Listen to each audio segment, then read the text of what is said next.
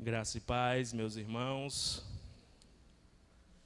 Que bênção essas verdades que nós cantamos hoje aqui, que fala da cruz de Cristo.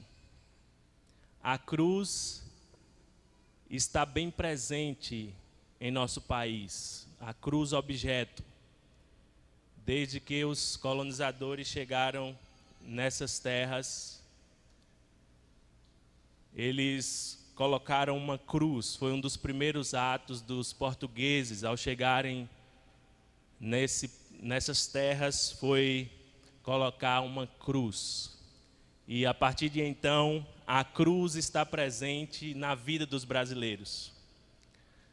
Seja em repartições públicas, seja nos lares, seja no peito dos brasileiros, esse símbolo tem estado presente em nossa nação.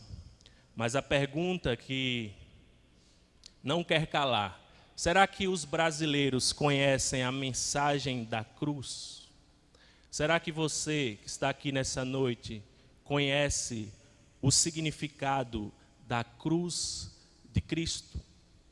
Então, nessa noite nós vamos meditar à luz de Gálatas 6, versículo 14, eu convido você a abrir. Nós vamos meditar sobre a cruz de Cristo, a glória do cristão. Gálatas 6, 14.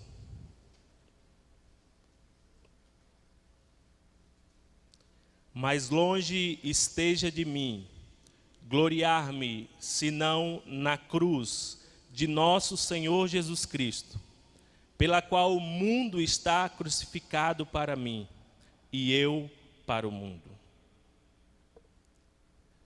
Esse versículo faz parte de uma carta maravilhosa.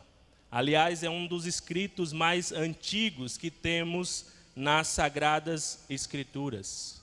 A carta de Paulo aos Gálatas é uma carta preciosa. Todos nós deveríamos ter um apreço especial por esta carta. O grande reformador Martinho Lutero certa vez afirmou sobre essa carta: Gálatas é minha epístola. Eu me casei com ela. Não que ele tenha escrito essa epístola, nós sabemos que foi o apóstolo Paulo, mas Lutero tinha um apreço tão grande por esse escrito sagrado, que ele dizia: Gálatas é minha epístola.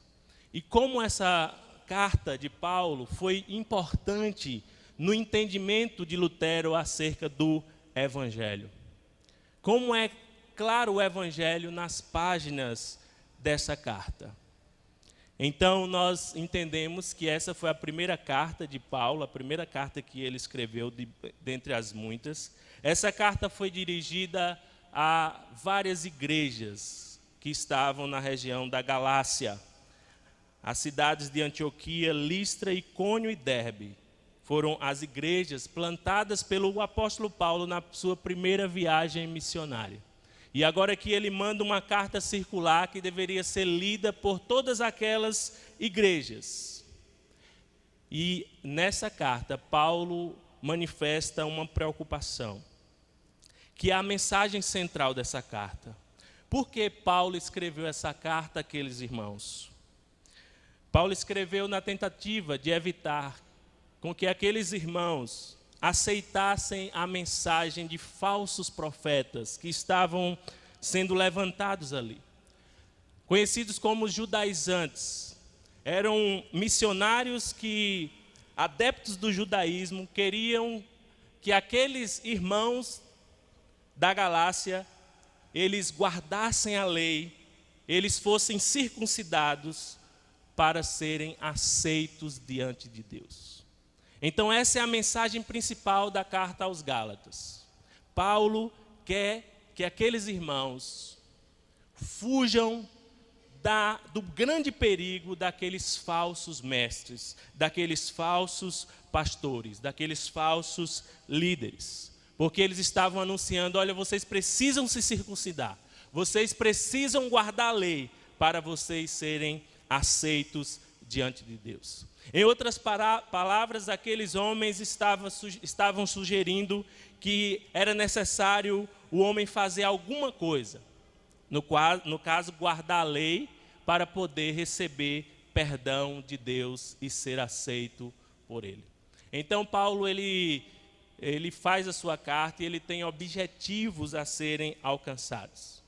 Aqueles falsos pastores, aqueles falsos líderes, aqueles falsos profetas estavam, com isso, manchando a imagem do apóstolo Paulo. O apóstolo Paulo tinha pregado o evangelho naquela região, tinha plantado aquelas igrejas e ele tinha autoridade apostólica. E aqueles falsos profetas estavam querendo diminuir a autoridade de Paulo, a autoridade apostólica de Paulo. Volte aí, por favor. No capítulo 1, versículo 6, Paulo diz: admira-me que estejais passando tão depressa daquele que vos chamou na graça de Cristo para outro evangelho, o que não é outro senão que há alguns que vos perturbam e querem perverter o evangelho de Cristo. Mas ainda que nós, ou mesmo um anjo vindo do céu, vos pregue evangelho que vá além do que vos temos pregado, seja anátema. Assim como já dissemos, e agora repito, se alguém vos prega evangelho que vai além daquele que recebeste, seja anátema. E Paulo, no capítulo 1 e até a metade do capítulo 2, ele quer defender a sua autoridade apostólica. Ele diz: olha, eu tenho um evangelho que eu recebi do Senhor. O apóstolo era um verdadeiro profeta, um verdadeiro mensageiro do evangelho. E ele, nessa epístola, ele quer defender a sua autoridade apostólica. E ele quer também combater esse falso ensino dos judaizantes. Mas ele também quer exortar aqueles cristãos a viverem à luz desse evangelho, a viverem a liberdade do evangelho no poder do Espírito Santo. Então, o que está em jogo aqui nessa epístola é como o pecador pode ser aceito diante de Deus e ter os seus pecados perdoados. Como o pecador pode ser justificado diante de Deus. E a resposta de Paulo nessa carta é que o pecador é aceito diante de Deus pela fé em Cristo e não por obras da lei. Então, se você lê essa carta, você vai ver esse questionamento, essa pergunta que vem sempre à nossa mente quando nós lemos: como um pecador pode ser aceito diante de Deus? E logo vem a resposta, Paulo dizendo que o pecador é aceito diante de Deus pela fé em Cristo, sem as obras da lei. Volte lá para o capítulo 6. O contexto imediato aí desse versículo nos apresenta Paulo fazendo 3 advertências sobre as motivações daqueles judaizantes, daqueles falsos mestres. Versículo 12, Paulo diz que todos os que querem ostentar-se na carne, esses vos constrangem a vos circuncidardes. Esses estão constrangendo aqueles irmãos para que eles se circuncidem, com a motivação de se ostentarem na carne. Então, aqueles judaizantes, eles não eram sinceros. Eles não estavam pregando a palavra de Deus com sinceridade no seu coração. Eles faziam para ostentar na sua carne. Para quê? Versículo 12 continua: para não serem perseguidos por causa da cruz de Cristo. A cruz de Cristo trazia perseguição. Como naquele primeiro século, pessoas estavam seguindo um homem que foi crucificado, porque era maldito aquele que fosse pendurado em um madeiro. E as pessoas estavam seguindo esse carpinteiro que foi crucificado. Isso trazia perseguição, porque os piores homens eram crucificados.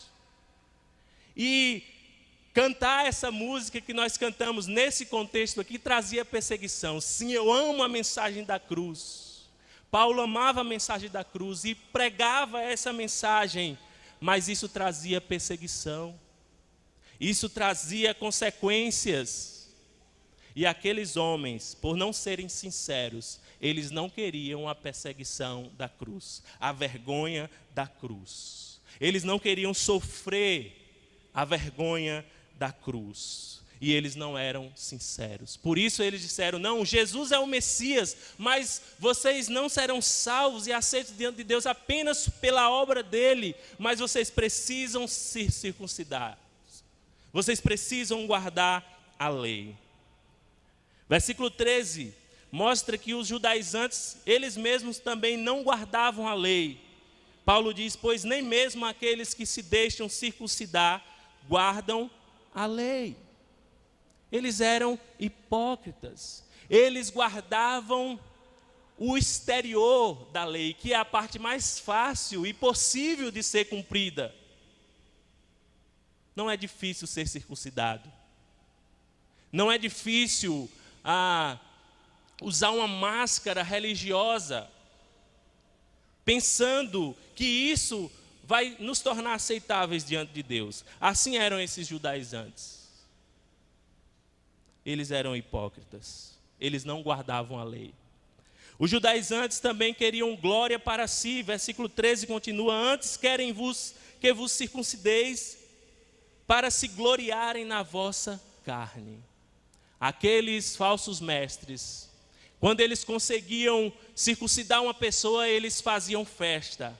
Quando eles conseguiam circuncidar 10 pessoas, eles faziam festa, porque eles estavam fazendo prosélitos do seu ensino errado. E eles faziam isso para se gloriarem na carne.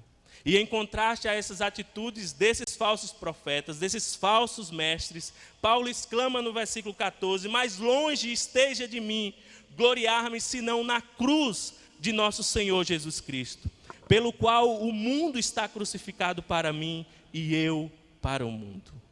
Paulo disse, eu não me glorio nessas coisas exteriores, eu me glorio na cruz do nosso Senhor Jesus Cristo.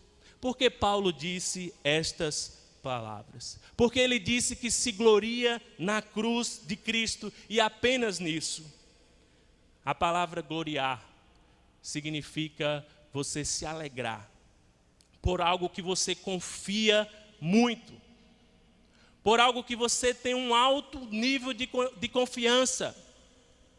E Paulo disse, eu não me glorio em nada a não ser na cruz de Cristo. Esse termo, gloriar, não é novo. Certamente Paulo, conhecedor do Antigo Testamento, já conhecia esse termo. Vamos lá para Jeremias, capítulo 9, versículo 23 e 24. Nós estamos explicando o significado dessa expressão que Paulo usou. Gloriar-me. Longe de mim esteja gloriar-me, senão na cruz do nosso Senhor Jesus Cristo.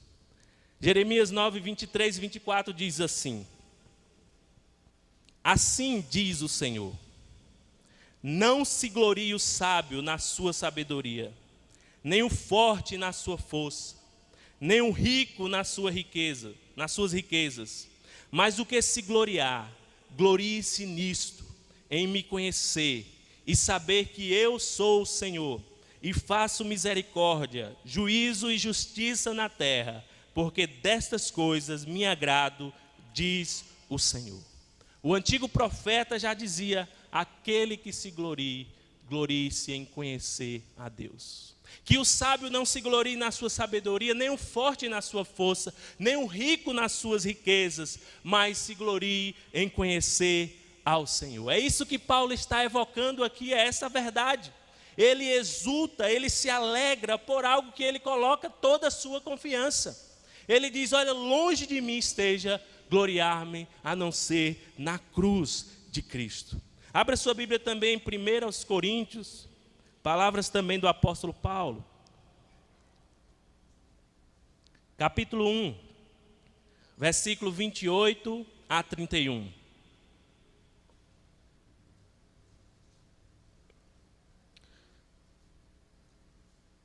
Está escrito assim: e Deus escolheu as coisas humildes do mundo, e as desprezadas, e aquelas que não são, para reduzir a nada as que são, a fim de que ninguém se vanglorie na presença de Deus.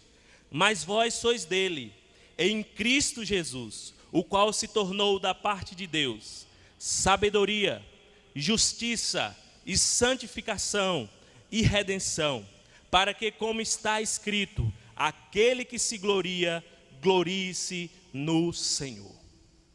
A única glória que Paulo considerava motivo de orgulho em sua vida era a cruz de Cristo.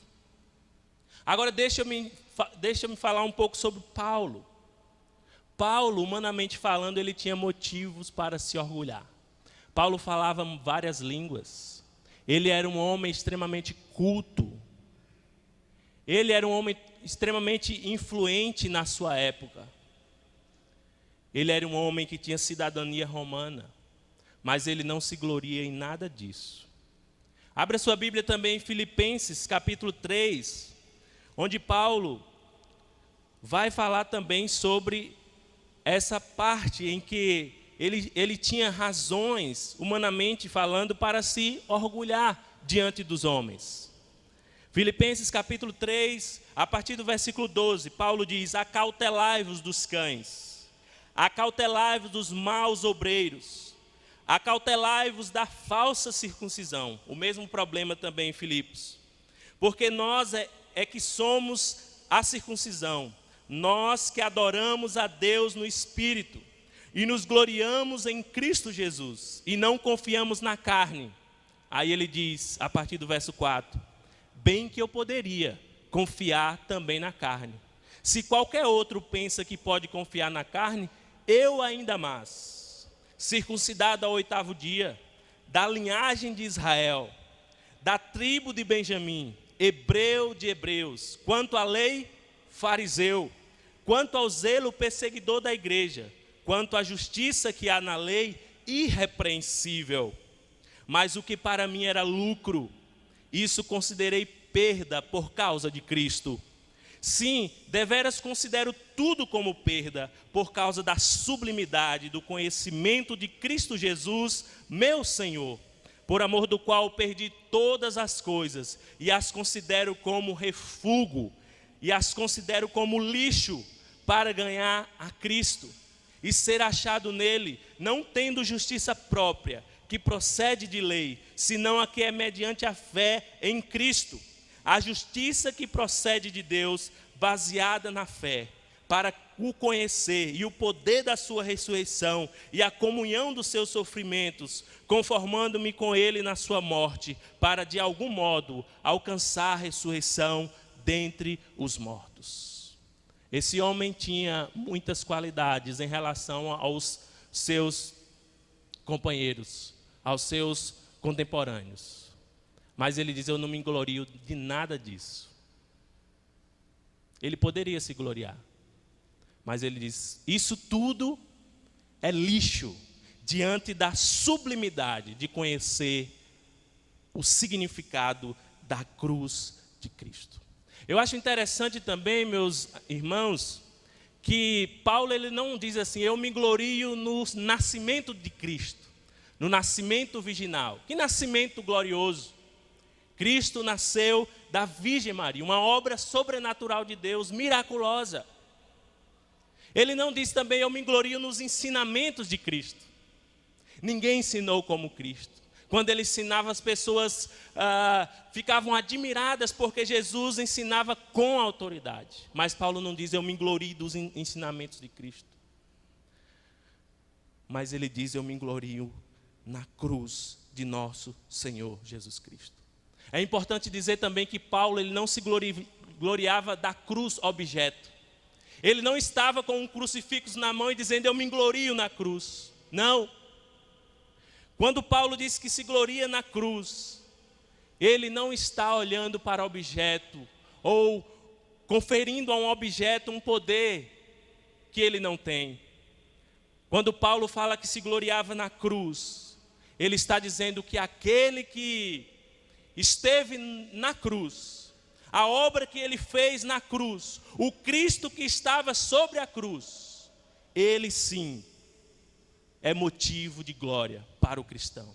Ele sim é motivo de alegria para o cristão. Ele sim é motivo de salvação para o cristão. Mas o objeto cruz não tem poder algum.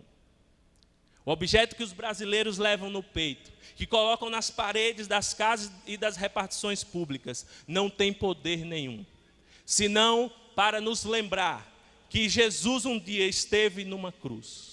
E que o objeto cruz não salva ninguém, mas a obra que ele fez na cruz, a sua morte vicária, substitutiva, ela tem o poder de salvar, e não o objeto cruz.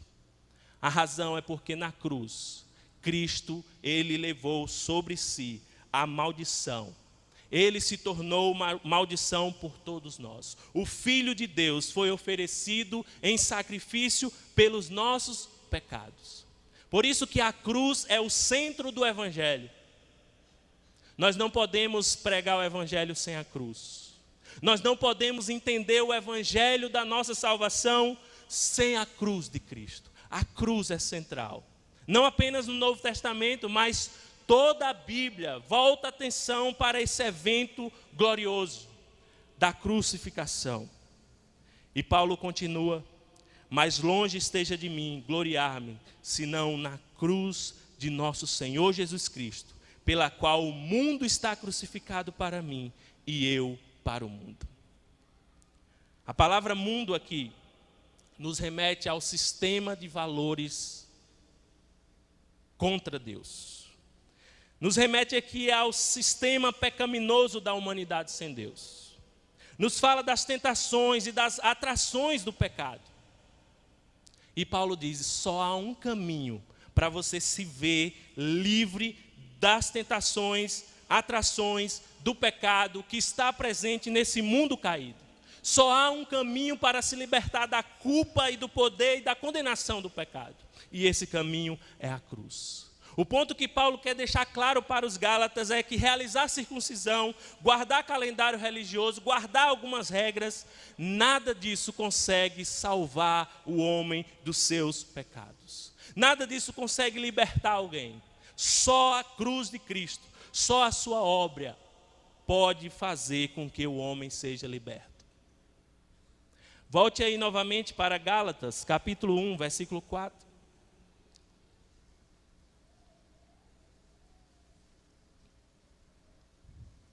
Paulo diz: o Senhor Jesus Cristo se entregou a si mesmo pelos nossos pecados, para nos desarraigar deste mundo perverso, segundo a vontade do nosso Deus.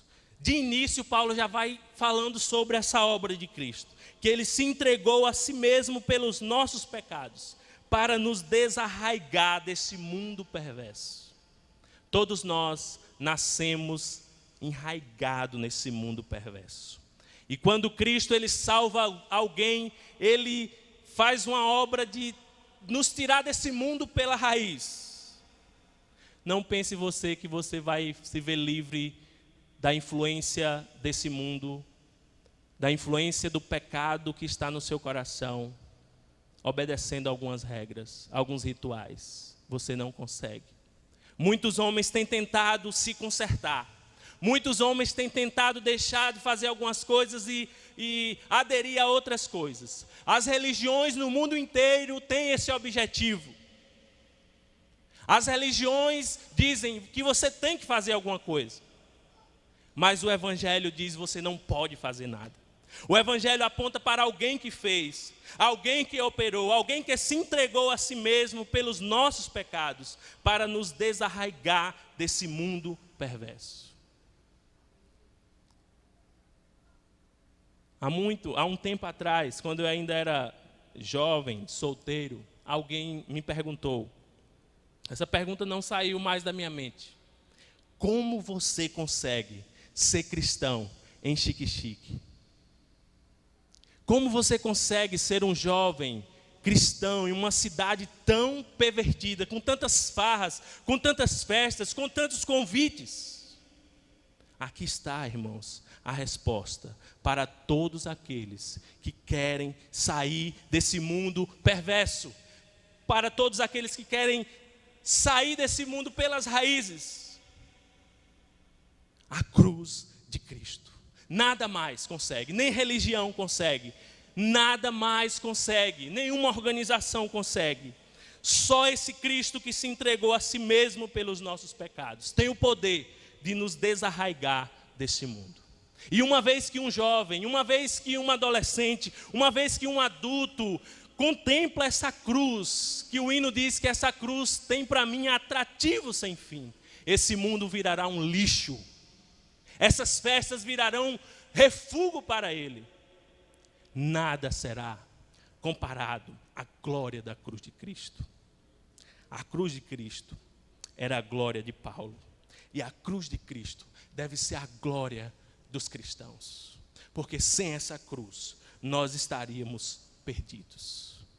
Mas por que essa cruz é a glória dos cristãos? Por que essa cruz é a glória dos cristãos? Primeiramente, porque na cruz Cristo nos substituiu. Ele nos substituiu na cruz. A cruz fala da gravidade do nosso pecado. A Bíblia diz que todos pecaram e destituídos estão da glória de Deus. Todos nós nascemos nessa condição.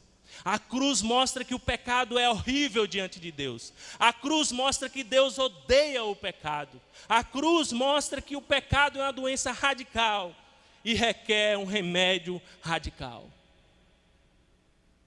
Qualquer problema menor do que o pecado seria resolvido sem precisar Cristo vir a esse mundo. Mas o pecado é tão sério, o seu pecado e o meu pecado é tão radical, que foi necessário Deus enviar o seu Filho para vir solucionar esse terrível problema. Abra sua Bíblia em 1 Pedro 3,18. Pedro diz: pois também Cristo morreu uma única vez pelos pecados, o justo pelos injustos, o justo pelos injustos, para conduzir-vos a Deus. Ele levou sobre si os nossos pecados. O justo, ele tomou o lugar dos injustos para conduzir esses injustos a Deus.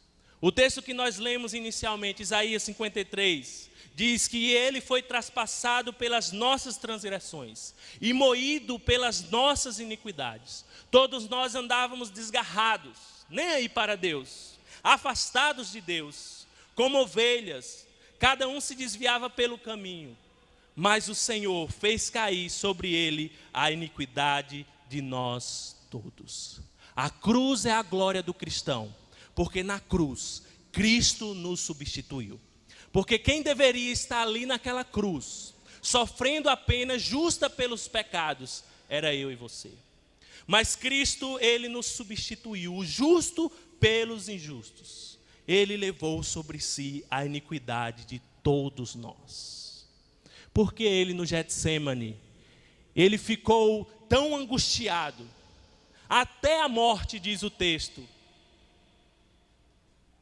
Porque ele ficou tão triste, profundamente triste, porque sobre ele iria cair o cálice da ira de Deus, que era devida a todos nós.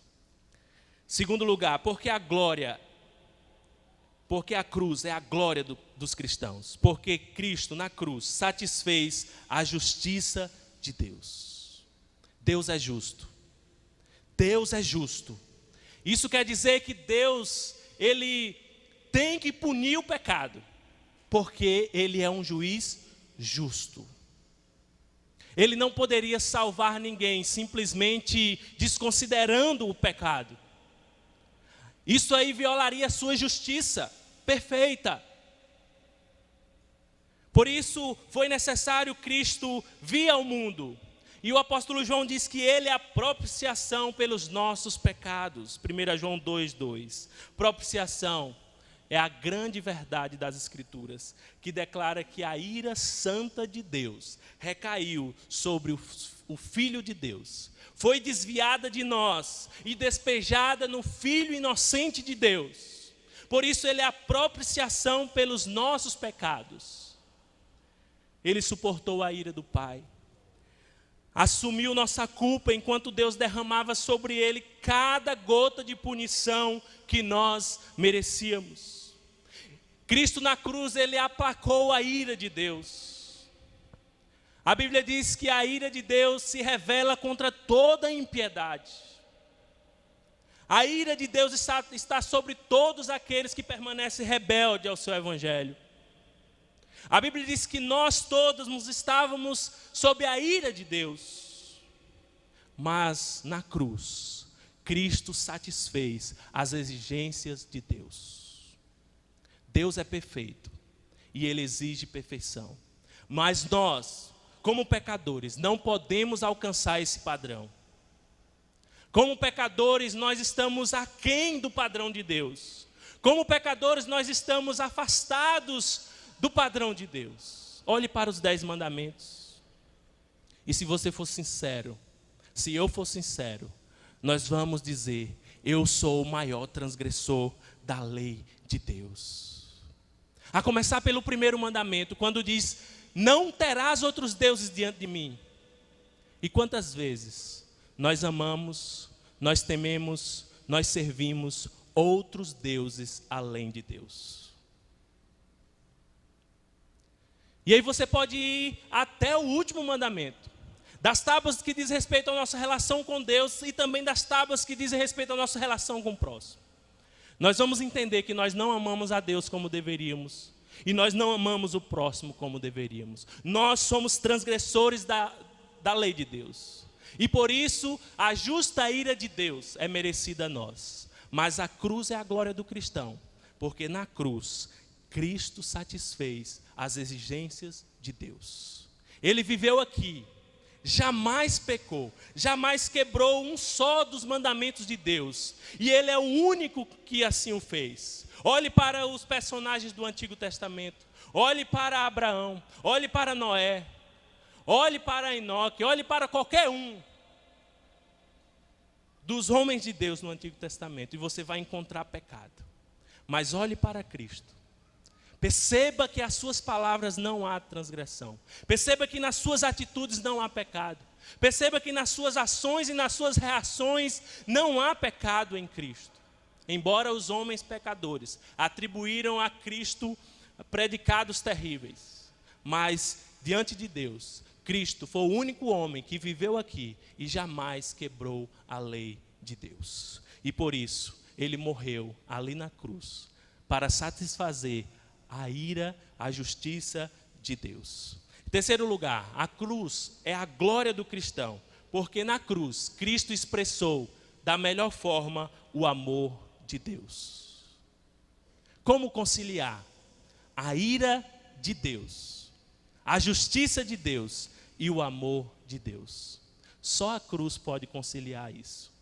Só olhando para a cruz você vai entender um Deus que se ira contra o pecado, mas um Deus que ama pecadores, um Deus que salva pecadores, que resgata pessoas indignas. É o que Paulo diz em Romanos 5,8, você pode abrir. Na cruz, Cristo expressou da melhor forma o amor de Deus. De maneira que se você quer conhecer o amor de Deus, olhe para a cruz. Olhe para a cruz de Cristo. Romanos 5,8 diz: mas Deus prova o seu próprio amor para conosco, pelo fato de ter Cristo morrido por nós, sendo nós ainda pecadores. Cristo morreu na cruz, não por pessoas boas, não por pessoas justas, mas por pecadores. E isso mostra o amor de Deus. Pelo fato de ter Cristo morrido por nós, sendo nós ainda pecadores, indignos, mas Ele morreu por nós. John Stott disse o seguinte: Cristo foi para a cruz, não apenas porque os judeus o entregaram por inveja. Os judeus tinham inveja, entregaram Jesus, mas não foi isso o motivo maior. não porque Judas o traiu por dinheiro, não apenas porque Pilatos o condenou por covardia. Cristo foi para a cruz porque o Pai entregou por amor. O Pai entregou por amor. Ainda que aqueles homens, Pilatos, Judas, os judeus, são responsáveis e culpados por entregarem o Salvador, o autor da vida, para ser crucificado. Por trás de tudo aquilo estava o propósito soberano e eterno de Deus de salvar pecadores. No final das contas, Deus seria glorificado pelo seu grande amor. O que João também, na sua primeira epístola, capítulo 4, você pode também conferir. Capítulo 4, versículo 9 e 10. João fala sobre o amor de Deus. João é o apóstolo que mais fala sobre o amor de Deus. E ele diz: nisso se manifestou o amor de Deus em nós, em haver Deus enviado o seu Filho unigênito ao mundo, para vivermos por meio dele. Nisso consiste o amor.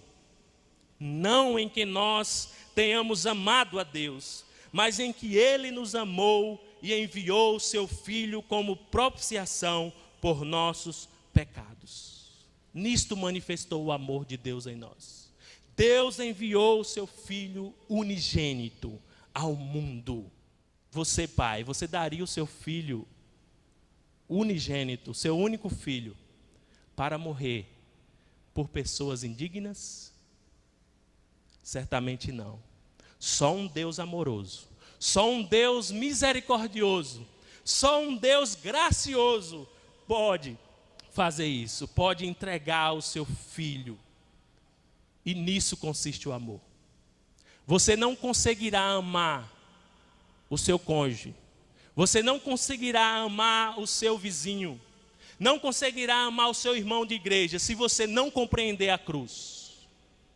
Porque nós temos muitas dificuldades com isso, porque nós temos muitos conflitos que não são resolvidos, porque nós não olhamos para a cruz. Porque nós não estamos contemplando essa cruz. Porque é nisso que consiste o amor.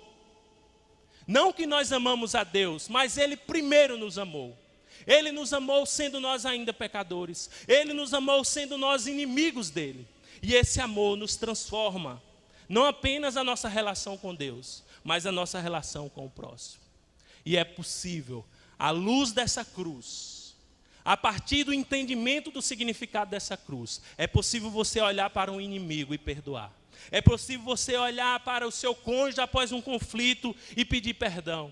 E conceder o perdão. É possível você também romper esse abismo que há muitas vezes entre irmãos da própria igreja. Através desta cruz. É através dessa obra de Cristo na cruz. Isso não comove você? Cristo ser enviado ao mundo para salvar você, para Deus perdoar você, para Deus cancelar o escrito de dívida que era contra você e encravar na cruz todo aquele escrito de dívida que era contra você. Isso não comove você? Quando Paulo escreve aos Gálatas e diz que se gloriava na cruz, ele está combatendo o legalismo. Ele está combatendo aquele ensino errado daqueles homens pervertidos. Aquelas pessoas, elas estavam sendo levadas a se gloriar na sua religiosidade. E aí eu pergunto para você, em quem ou em que você tem se gloriado? Em que você tem se gabado, se orgulhado? O que é que te faz sentir bem consigo mesmo? Você olhar para você e dizer, olha, nota 10. Você olhar no espelho e dizer, olha, eu estou feliz comigo mesmo. O que é que te leva a se orgulhar, a se gabar, a se gloriar? Talvez você diga, eu sou um bom empregado, um bom trabalhador, eu sou um trabalhador dedicado, eu sou um homem honrado, eu sou uma mulher, eu sou uma boa dona de casa, eu sou uma boa mãe, eu sou um bom pai. Talvez você diz, eu sou um homem estudado, um homem que tem vários diplomas, vários cursos. Eu estou em um nível maior do que outros. Talvez você diz, eu me preocupo muito com os pobres, com os necessitados. Talvez você diga, eu me glorio porque eu sou um homem de bem, uma mulher de bem, eu não bebo, eu não fumo, eu nunca matei ninguém. Talvez você diga, eu consigo administrar meu dinheiro, eu consigo pagar o que eu devo. Talvez você diga assim, eu sou um homem ou uma mulher religioso, religiosa. Talvez você se glorie disso. Mas eu quero dizer para você, mesmo cumprindo todas essas exigências, você não tem esperança para você, se você não se gloriar na cruz de Cristo. Se você não confiar na cruz de Cristo, você pode ser o que for, você não entrará nos céus. Isso é o que diferencia o cristianismo bíblico de outra e qualquer religião. Se você perguntar a um religioso qualquer, para onde você vai depois da morte? Certamente ele vai dizer, eu vou para o céu, eu vou para o paraíso, eu vou ter um lugar. Por que você vai? Porque eu faço orações, porque eu leio a Bíblia, porque eu vou à igreja, porque isso, porque aquilo. Mas se você perguntar a um cristão que realmente entendeu o significado da cruz, se você perguntar a um cristão que realmente entendeu o Evangelho de Cristo, por que você vai para o céu? Porque você vai ser aceito por Deus? Ele vai dizer, por causa da cruz de Cristo. Ele vai dizer, as minhas mãos são vazias, nada eu tenho para oferecer. A cruz de Cristo me agarro, sem a qual estou perdido. O Evangelho diz que nós somos salvos somente pela fé em Jesus Cristo. Ele morreu por nós, Ele tomou a nossa punição. O ponto aqui é que a glória da cruz de Cristo vai para Deus. Toda a glória da cruz vai para Deus. A questão não é o que você faz ou o que você deixa de fazer. É o que Deus fez em Cristo. Ele leva a glória. É Deus que vem ao nosso encontro. Não é nós. Não somos nós que vamos ao encontro de Deus. É Deus que vem ao nosso encontro. A cruz de Cristo significa o verbo que se fez carne e habitou entre nós. E vimos a sua glória, glória como a do unigênito do Pai. Cristo, Ele na cruz glorificou a Deus. E ninguém na glória vai se gloriar em nada além da cruz de Cristo. Abra sua Bíblia em Apocalipse 4:11. João tem uma visão maravilhosa.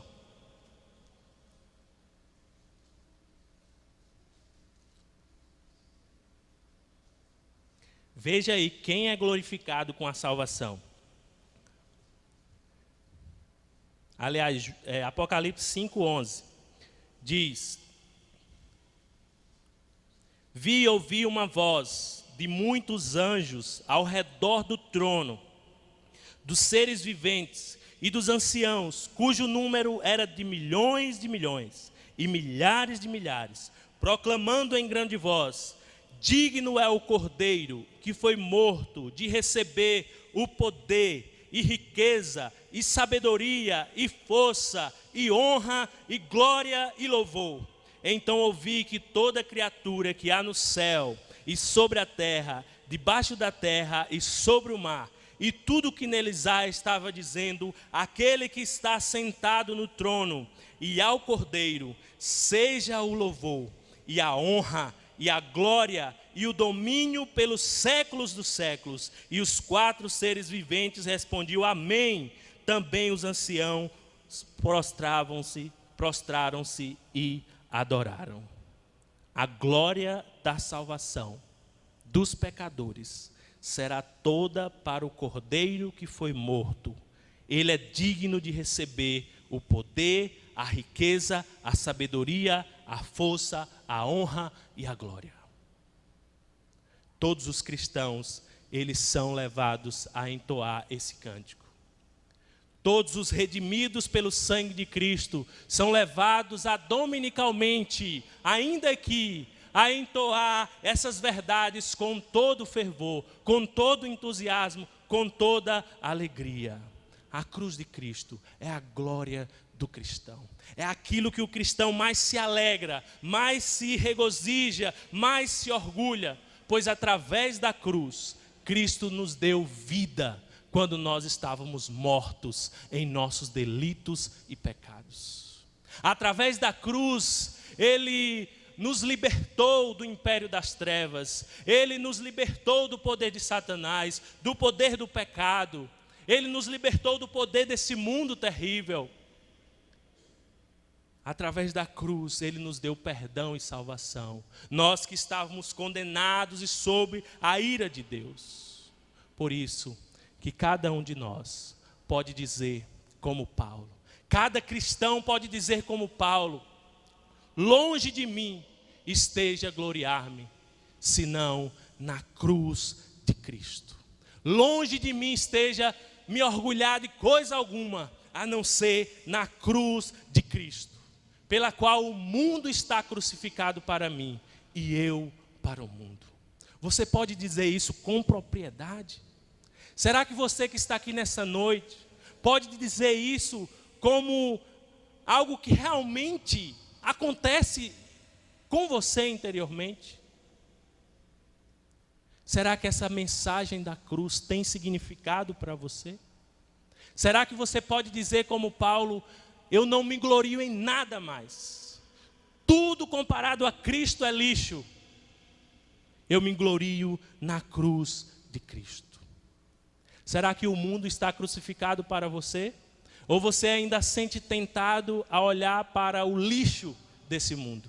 Ou você ainda sente tentado a olhar para o pecado e as atrações desse mundo e pensar: olha, lá é que é vida, aqui não tem vida. Satanás tem tentado cristãos com essa mentira. Satanás tem pegado filhos de crentes que tiveram o privilégio de nascerem e crescerem e correrem por essas fileiras aqui e ouvirem a mensagem do Evangelho, e Satanás tem dito: olha, lá é que é vida.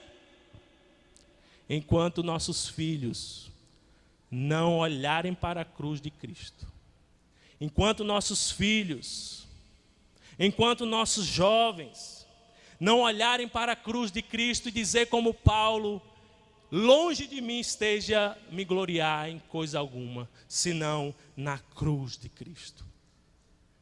O cristão é alguém que está morto para o mundo. O cristão é alguém que está vivo para Deus. O cristão é alguém que serve a Deus, que adora a Deus. O cristão é alguém que está disposto a entregar a sua vida por aquele que entregou a sua vida por ele. Qual é a sua reação diante da cruz de Cristo? A minha oração é que todos nós, a começar de mim, possamos diariamente, interiormente e sinceramente dizer como Paulo: longe de mim esteja gloriar-me, senão na cruz de nosso Senhor Jesus Cristo, pelo qual o mundo está crucificado para mim e eu para o mundo. Cristo não ficou naquela cruz. Ele é o Senhor Jesus Cristo. Muitas pessoas, ao assistirem filmes sobre a crucificação, ou verem alguma cena, sentem pena de Cristo. Cristo, Ele não ficou naquela cruz. Ele triunfou. Ele foi colocado em uma tumba, mas Ele não ficou ali. Ele ressuscitou. E porque Ele ressuscitou, nós temos vida eterna. Que todos nós sejamos impactados pela verdade da cruz de Cristo. Porque a cruz de Cristo exclui todos os outros meios de salvação. Em nenhum outro há salvação. Só em Jesus Cristo há salvação. Só em Jesus Cristo há perdão. Só Ele disse, só Ele pode dizer: eu sou o caminho, a verdade e a vida. Ninguém vem ao Pai a não ser por mim. Que essa cruz transforme a maneira como você vê Deus, a maneira como você vê o pecado, a maneira como você trata os relacionamentos que você tem. Que essa cruz transforme a minha vida e a sua vida.